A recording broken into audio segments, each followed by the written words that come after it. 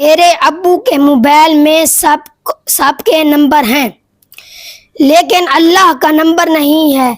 मेरे मामू का है, मेरे चाचू का है, मेरे कज़न का है, हर किसी का नंबर है, लेकिन अल्लाह का नंबर नहीं है। अब मैं क्या करूं यार, अल्लाह का नंबर नहीं है। मैंने अल्लाह से राब्ता करना था। अस्सलाम वालेकुम रहमतुल्लाह। वालेकुम सलाम। बेटा आप बहुत ज्यादा परेशान लग रहे हैं।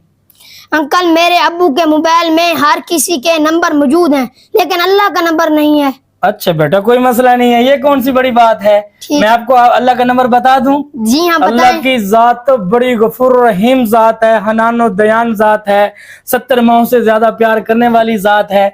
तो अल्लाह का नंबर है 222। ठीक है बेटा फोन में नहीं लिखना, फोन में 222 का मतलब ये है कि रात के 2 बजे हूँ। ठीक है और 2 नफल पढ़े। ठीक है। 2 नफल पढ़े और 2 आंखों से आंसू बहाएं। यूं समझो अल्लाह से आपकी मुलाकात हो गई।